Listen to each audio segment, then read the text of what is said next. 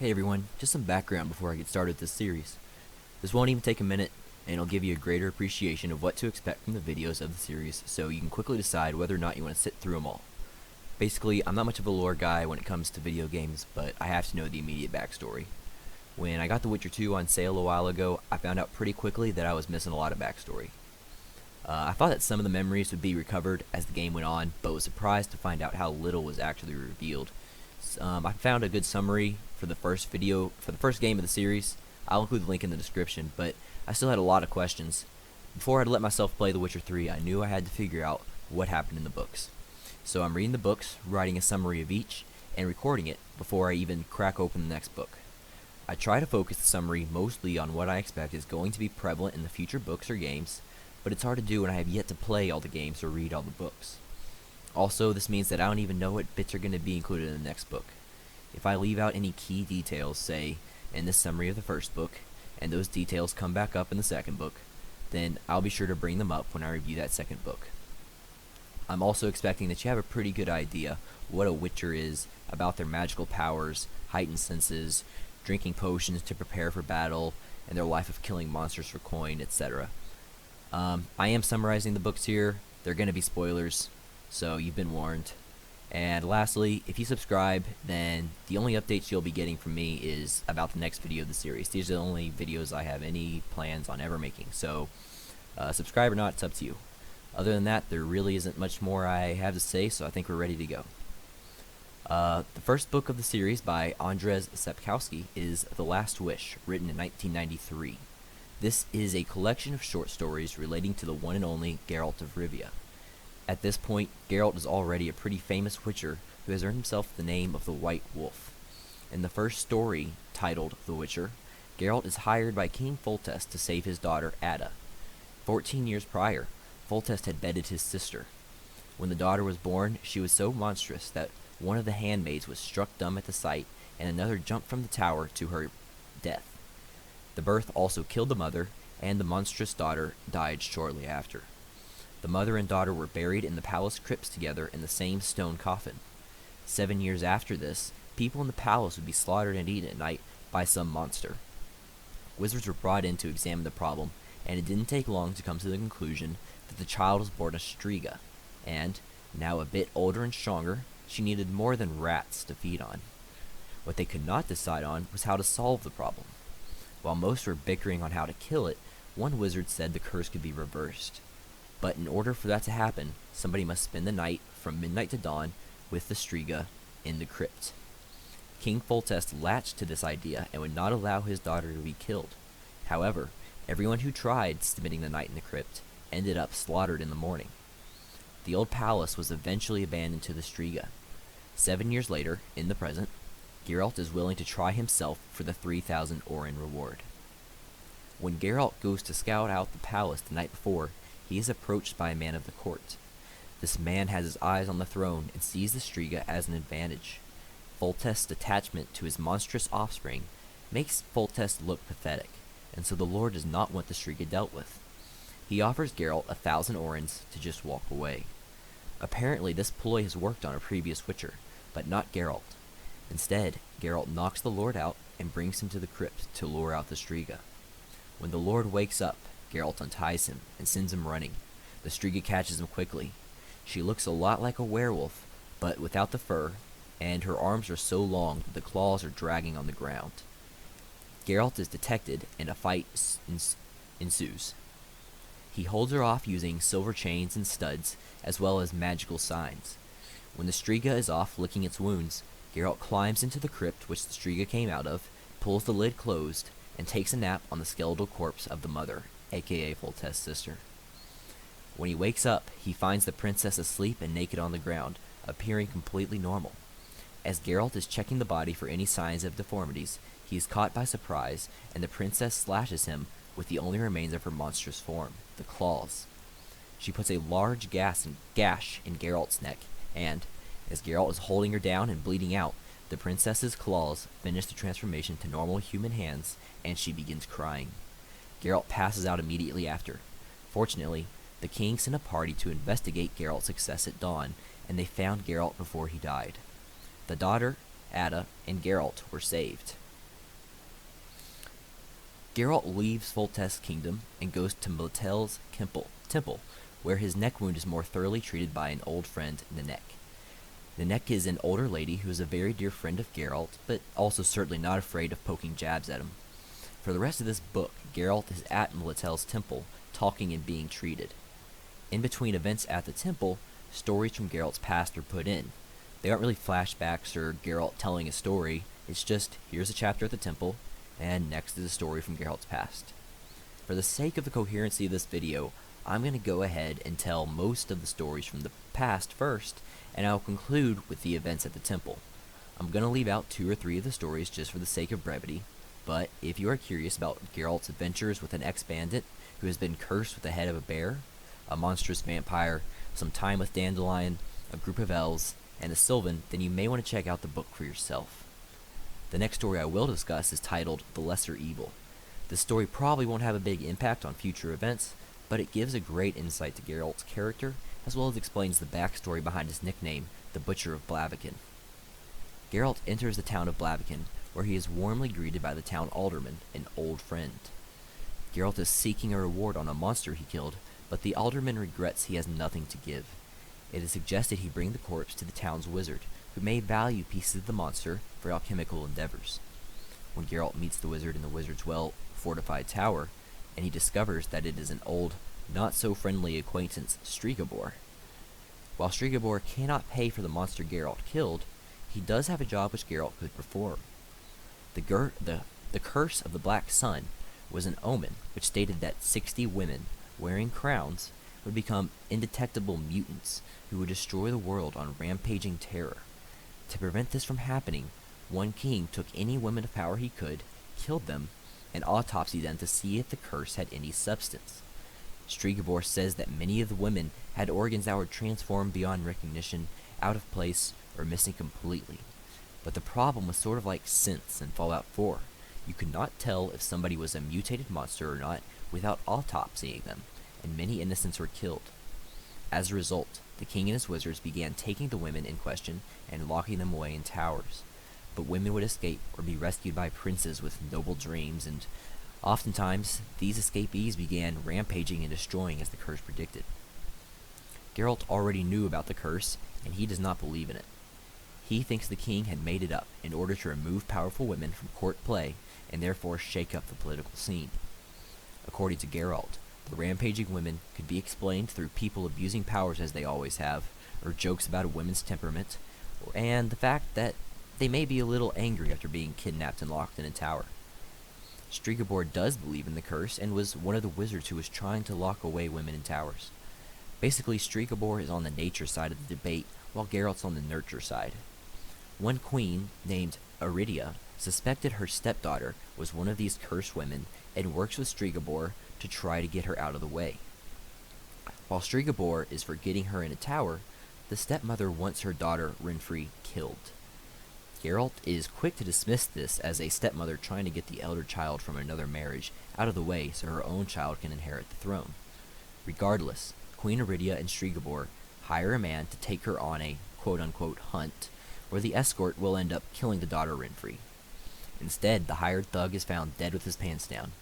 Since then, Renfri had become a notorious bandit, avoiding all future assassination attempts from Queen Aridia and Stregobor, and now, Queen Aridia, her husband, and all other family members are dead under mysterious circumstances. Furthermore, Renfri has been spotted in town with a group of swordsmen. Stregobor knows his time is up, and he asks Geralt to kill Renfri. Geralt says no. Renfri is not a monster, and so Geralt will not kill a person who is not threatening himself. But Geralt does go into town and try to get his friend the alderman to arrest Renfri. Unfortunately, Renfri's princess nobility allowed her to get a king's writ, which made arrest impossible. Evening comes and Geralt goes to bed, only to find Renfri waiting for him. They have a long chat. Renfri relates how she had done nothing wrong, but found herself getting raped by a thug hired by her mother to kill her. She escaped and worked as a peasant girl who was frequently taken advantage of, and had to steal to live. And even in this state, assassins were coming for her, and they tried to poison her. As she evolved into a bandit leader, she was simply taking revenge for a life of undeserved hardships given to her by Stregobor. She says there are two options. First, Geralt can go into Strigabor's fortified tower and kill him. Second, Renfri and her hired swordsman will slaughter everyone at the market the next morning until Strigobor leaves the tower on his own accord to end the slaughter. Geralt says neither is an option, and asks Renfri to just leave and prove to Strigobor that she is not a monster. Unfortunately, revenge has consumed Renfri, and she says she cannot do this, and, in typical Geralt fashion, they close the night by sleeping together. Normally, Geralt's pretty sharp, but it is not till morning that he realizes what Renfri was hinting at all night long, meaning the terror attack at the market. He rushes to the market to find the swordsman getting prepared, but Renfri is off at the tower trying to get Strigobor to surrender. The swordsmen are not able to be persuaded to stand down, and Geralt must take them on to prevent the slaughter. Geralt, of course, wins, and corpses are left bleeding in carts of fish and cabbages on market opening day. Not long after, Renfri returns and announces that Strigobor refused to come down from his tower and sacrifice himself, even though so many would be slaughtered on his behalf. Renfri and Geralt talk briefly, but with neither willing to stand down, they must fight. Geralt once again comes out on top, and Renfri dies in the market. Strigobor watches all this through his crystal ball and comes to the market after the slaughter is finished, joyfully expecting to finally autopsy Renfri and prove she is a mutant. But the townspeople and Geralt will not let it happen. Nobody will know if she was born a monster or if she was forced into it through years of injustice. Not long after, the town alderman, who was also Geralt's friend, tells him to leave and to never come back. And that is how Geralt earned the nickname, the Butcher of Blaviken. The next story in this book is titled A Question of Price. I have to say, stick around to the end of this one. I believe it's going to play a very large part in some of the later books. The important part is at the very end of the story. Geralt is hired by Queen Calanthe, but he is not told what problem is that he has to deal with. Instead, he must go to a formal dinner, unarmed and in finery, and it is here he will receive information about the job. Queen Calanthe's husband, King Rognir, had died years ago, so she ruled the kingdom alone for now. But until her 15-year-old daughter, Pavetta, gets married, she is not eligible to receive the throne. This dinner is intended to bring in suitors for Pavetta, and for some reason, Geralt has been invited. When Geralt arrives, he is under the pseudonym of some fake lord, and seated directly to the queen's right. Only once all of the guests have arrived and started making a lot of noise does the queen turn her attention to Geralt. The queen and Geralt talk for a long time in a polite manner, which gets nowhere. The queen needs her daughter to marry a suitor from the island of Skellige, and wants Geralt to make it happen. Geralt, understanding the goal but not understanding the means, says he is not going to start assassinating undesirable suitors. The queen reassures him that this is not what she wants, and that she hired a witcher for a reason. They go round and round with Geralt trying to get the queen to state how a witcher is to help deal with a marriage, but the queen's not revealing anything. Eventually, Geralt trusts that the queen understands he is not going to kill innocents, and promises to help the queen in return for a large, large reward. Only at this point does the queen reveal that Geralt's sword is stashed in the back of the queen's throne. While this conversation has been ongoing, Geralt has been quietly keeping his eye on the court druid, Mousesack, who is crumbling breadcrumbs on the table and using spells to make them spell messages to Geralt. Shortly after the queen and Geralt's discussion comes to an end, the daughter Pavetta is led to the dinner. The guests celebrate her beauty, but it is not long until a new guest interrupts the dinner. A knight, wearing his helmet and spiked armor, named Urchin of Ehrenwald, arrives and requests permission to speak. He says he cannot remove his helm before midnight due to knightly vows. He is allowed to speak and relates a story from 15 years ago. The now dead king was out riding and had fallen from his horse into a ravine. If Knight Urchin had not arrived, then King Rognir would have died. When Urchin returned the king to his entourage, the king asked what he could reward the knight with. The knight requested whatever he had left at home without knowing or expecting it. When the knight and king returned to the palace, the king was surprised to learn that he had left his wife, Queen Calanthe, pregnant. The knight Urchin was then to be rewarded their child, Pavetta. Urchin was here to collect. The queen admitted that all had happened as described, and the suitors were torn. Some of them were not willing to give up their dreams of the throne to some unknown knight. Others felt that promises must be kept, so Pavetta is now Urchin's and Urchin is king. One of those in favor of keeping the promise brought up similar stories to this. In those stories where the promises were held, the forsworn went on to achieve great things. In similar cases where the promises were broken, plague and death followed. At last Geralt stands up and has a say about these stories. He verifies that they are true, but only in cases where the child accepted the spouse. Pavetta, therefore, must be the one to accept Urchin. At this point, the queen realizes it is midnight and asks Urchin to remove his helmet, so Pavetta may decide. Urchin throws his helmet aside and reveals a head that, by description, sounds very much like the head of a porcupine. The queen smiles as she realizes she has won, but much to her surprise, Pavetta accepts him. She calls Urchin Dunny, though I'm not really sure if that is his actual name or a nickname that Pavetta has given to him. Either way, they've met each other before this dinner. The queen recovers and calls for the guards to deal with Dunny. When Dunny is wounded, Pavetta begins to panic and scream, while the druid, Mousak, begins to really freak out. Geralt grabs his sword and comes to Dunny's aid, saving his life, but Pavetta is still screaming until she suddenly stops. Geralt hits the floor and waits for the blast as Pavetta, who is powerful with the voice, begins unloading Fusro Dahl all over the place. She is so powerful with the voice and uncontrolled that many guests are killed and the castle shakes at its foundation. Mousak and Geralt are only barely able to restrain her. In the aftermath, several things occur. Queen Calanthe admits defeat and gives her daughter to Urchin, aka Dunny. As it turns out, King Rognir was not the father of Pavetta. By Queen Calanthe giving her daughter over to Dunny, it broke the curse which had transformed his face. While the queen was hiding from her daughter, one of the dinner guests, Ice Tursik, possibly Pavetta's real father, proposed to Calanthe in the panic of the moment. The queen accepted. The queen was pleased that her daughter ended up marrying a man from Skellige, albeit not in the way expected, and rewarded Geralt with a very expensive necklace. Dunny also demanded that he be able to reward Geralt. He had assumed the Witcher would kill a monster like Dunny, but instead Geralt saved him. And this is the important part.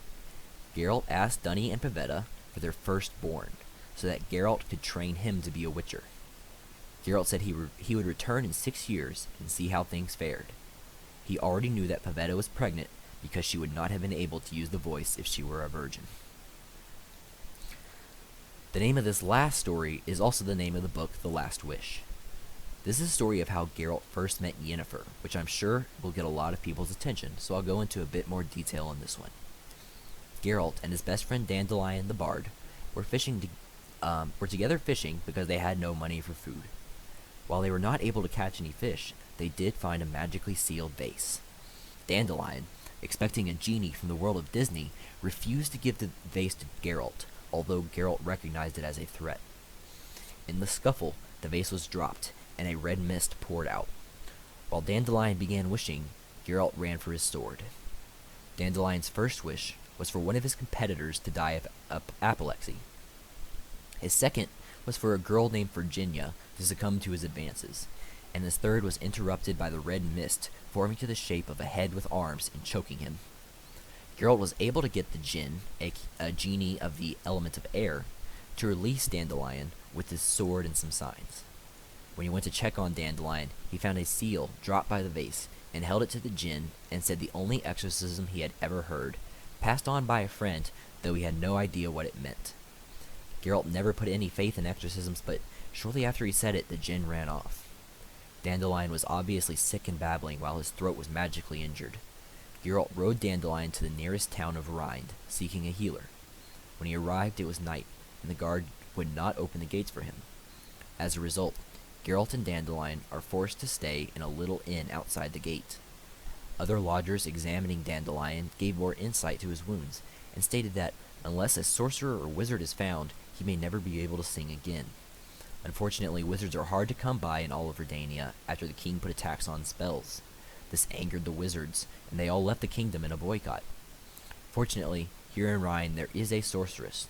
Even though she is angering the wizarding community by being here, she is also not paying the taxes that the king demands. She is only allowed to stay due to some strange asylum laws she has taken advantage of.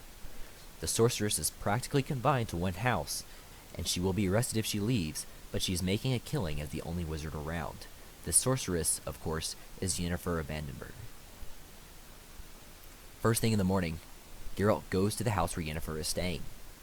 He has to use a bit of force to get past the doorman at this hour, and he finds the man of the house hungover and grumbling in the kitchen about a woman upstairs who requested a jug of apple juice from the kitchen. Geralt pours the apple juice only to find that the man of the house is passed out, so Geralt takes the jug upstairs himself. He finds Yennefer naked, and she starts by attacking Geralt with spells. Geralt is able to slowly calm her down, and the apple juice helps her favor Geralt. Because even though Dandelion is in such dire need, Geralt still took the time to bring the requested apple juice. So Yennefer agrees to discuss things with Geralt while she bathes. She puts a blinding spell on Geralt, though we can see the outline of Yennefer as the spell slowly weakens, but in the meantime he tries to focus and relate what happened to Dandelion. When Geralt restated the quote-unquote exorcism he catted on the djinn, Yennefer had a good laugh and said that was no exorcism, only a rude saying. She says the djinn likely lost interest in Dandelion and ran off. She also asks about the seal which he cast the exorcism with. Geralt lies and says Dandelion still has it, though really, Geralt has it. But she agrees to help Geralt and opens a portal to the inn with Dandelion. Some background about sorceresses real quick. They are normally women who would otherwise not be able to be married, often due to their appearances. Marriage is a political tool, and sending your daughter off to become a sorceress typically didn't yield any results. By the time they graduated, they were already long separated from their family ties. Once they were a graduated sorceress, they would use their magic to make themselves look prettier. So now we'll go back to the story. Yennefer and Dandelion are left alone while she works, and Geralt waits, talking with the guests. One of the guests, an elf named Triridin, warns him that Yennefer is not innocent and does nothing for free. She is taking advantage of Geralt, though Geralt does not yet know how. Geralt quickly discards the warning because he believes his heightened perception would have revealed if Yennefer had malicious intent. Later, Yennefer calls Geralt into the room. Dandelion is peacefully sleeping, dreaming about the girl Virginia, while Yennefer and the Witcher talk. She says that Dandelion is perfectly healthy and will live to sing again. She also says that Geralt will have to repay her through several installments, the first installment being the seal which scared off the djinn. Geralt agrees to give over the seal, but only if he can bring Dandelion to a safe place. He recognizes that Yennefer is going to cast the third wish, which will free the djinn. But before it goes free, she is going to capture it and become an extremely powerful sorceress. Geralt doesn't care. He just wants to make sure Dandelion is in a safe place while all this is happening. But while he eloquently explains this, Yennefer is slowly casting a paralysis spell on him. When he is paralyzed, she berates Geralt before coming in for a kiss. This kiss, however, converts Geralt into a blind thrall, and Yennefer has telepathically communicated her wishes to him. Geralt, now an obedient slave, marches out the door and loses memory. His senses are overwhelmed by the scent of lilac and gooseberries, the scent of Yennefer's hair. When Geralt regains his memory, he finds himself and the elf Triridin in the dungeon, awaiting trial. Yennefer had made several enemies on the town council for not paying taxes, and they began slandering her. Yennefer used Geralt to humiliate them. He started by punching a pawnbroker in the face and then kicking him in quote-unquote delicate places, then throwing the pawnbroker's assistant out the window, pulling the apothecary out of his house and into the street, giving a lecture about who can and cannot be called a whore, then whipping the apothecary's bare hind end with a belt, taking on approaching guards using only a cane, winning, marching to the temple and blaspheming along the way, and finally being quelled by a unit of guards before he could get to the priest. Considering the number of town council members he had offended, it was expected that the Witcher and Triridin would end up hanging. A guard shortly arrived and began taking advantage of Geralt being bound by repeatedly punching him in the gut. The guard satirically asked if there was anything Geralt wished for. Geralt asked that the guard burst. Before the guard could deliver a knockout blow to Geralt's face, the guard blew up like a tomato to red pulp. In the next scene, Geralt and Triridin are at a trial. While the priest is busy explaining to the mayor what a djinn is and what Yennefer would want with it, a portal opens up in the middle of the courtroom. Dandelion pours out and says, "Innocent. The Witcher is innocent, and I wish you to believe it." The priest catches on to what the plan was. Yennefer spent the last wish ensuring that Geralt is found innocent. As a result, the genie was freed, and Yennefer can trap it before it escapes. As they are discussing this, a vicious storm begins brewing outside, and the djinn shows up, devastating the town. It seems Yennefer is having more trouble capturing the genie than she expected. While the mayor and priest try to discuss evacuating the town, Geralt asks the priest to open the trace of the portal Dandelion came through so he can go back and save Yennefer. After some reluctance, the priest gives in, but before Geralt goes through, he asks the priest what his quote-unquote exorcism really meant. According to the priest, it essentially means, get out of here and go F yourself. Geralt goes through the portal that the priest had opened, and Yennefer is stunned to find that he came for her, after all she had done to him. He tries to convince her to leave and let the genie go, but she is convinced she can catch it. However, Geralt knows that she can't as an absolute fact, though he will not tell Yennefer the reason for it. She opens a portal to a random location to save Geralt, but he refuses to go without her. So instead he picks her up and carries her with him through the portal, where they end up on a table at some formal banquet, wrestling and rolling over the food. Yennefer frees herself and goes back through the portal with Geralt on her heels. They wrestle some more, and Geralt finally admits the truth. Dandelion's wishes did not count. He never had the seal. Only 2 wishes had been used. The first was the exorcism, which sent off the djinn. The second was for the guard abusing Geralt to burst. The genie could not be captured yet because the third wish had not been spent. Yennefer begs Geralt to make his last wish while the genie is breaking free and about to annihilate them, but Geralt can't decide what he wants. Yennefer gives suggestions: wealth, power, to be a normal human and no longer a witcher, anything. Yennefer just wants him to cast it so she can catch the genie. While she is yelling at him, Geralt gets a good look at her eyes and finally realizes they are the eyes of a hunchback. Yennefer was a hunchback before she became a sorceress and was able to remedy her appearance, going back to the side note I made earlier. After he realizes this, the djinn rips the roof off the house they are in and is about to kill them. Yennefer turns around to fight it, and at this point Geralt knows what he wants to wish for. What the wish is not explicitly stated. You can make your own assumptions, however. The genie is seen escaping, unbound by Yennefer. The place where Geralt and Yennefer were laying was surrounded by rubble and timber, but they were unscathed, as if by a magical barrier. And Yennefer was close enough to hear the wish and was very touched by it. She says, quote, "I don't know whether such a wish can ever be fulfilled. I don't know whether there is a force in nature that can fulfill such a wish. But if there is, then you've condemned yourself. Condemned yourself to me." End quote. Geralt and Yennefer got to business right there. When the townspeople arrived to see if they were okay, Turidan saw them first. He persuaded everyone to just head back to the inn. The Witcher and Sorceress were fine and would join them shortly. That was the last of the short stories. The parts in between, like I said, are Geralt roaming Melitel's temple, while he recovers from the wounds given by the Striga. These parts take place in between the stories. I'm going to go ahead and put all these parts together as one. It will sound very disjointed because it is. On one day, Geralt wakes up dreaming of a girl. The girl he finds next to him, a student at the temple named Iola, is not the girl he was dreaming of, Yennefer. This disheartens Geralt, but he does not have long to wait before Nenneke, the head of the temple, comes in to treat Geralt's wounds and finds Iola with him. She gives Geralt some chastising, and also points out that the girl, Iola, has taken a vow of silence and will not talk.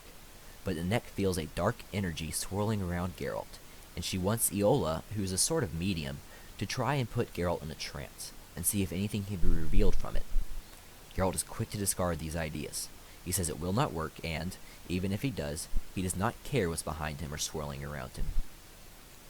In another section, at the temple, a Count Falwick of Moen arrives at the temple with a knight, Tails. Both are members of the Order of the White Rose, and they came to the temple representing Prince Hereward. The knights came to demand that Geralt immediately leave the kingdom as witchers. Immediately leave the kingdom because witchers only bring trouble. It becomes obvious that this request is not coming from Prince Hereward, however, and it is only the Order of the White Rose trying to kick him out.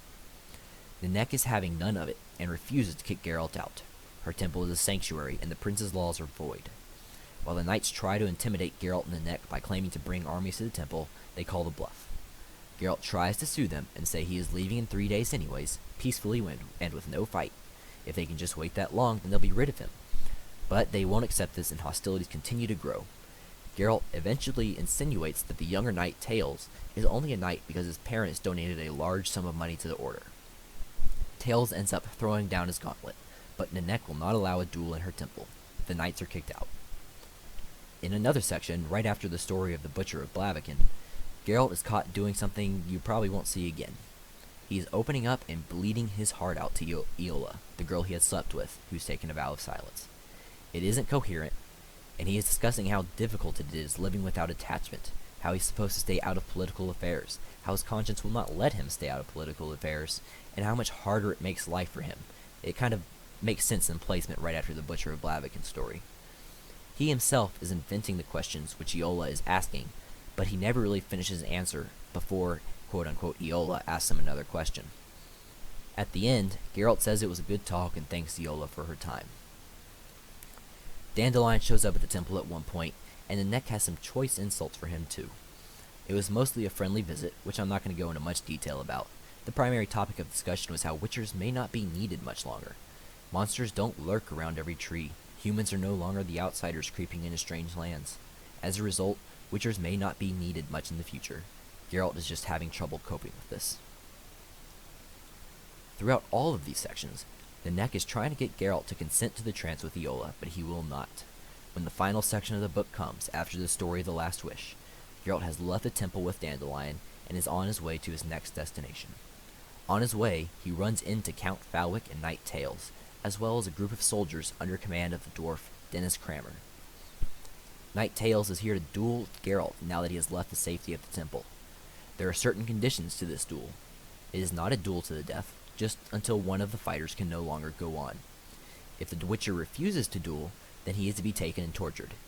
If the Witcher touches him, meaning Knight Tails, with his saber, then Geralt will be tortured.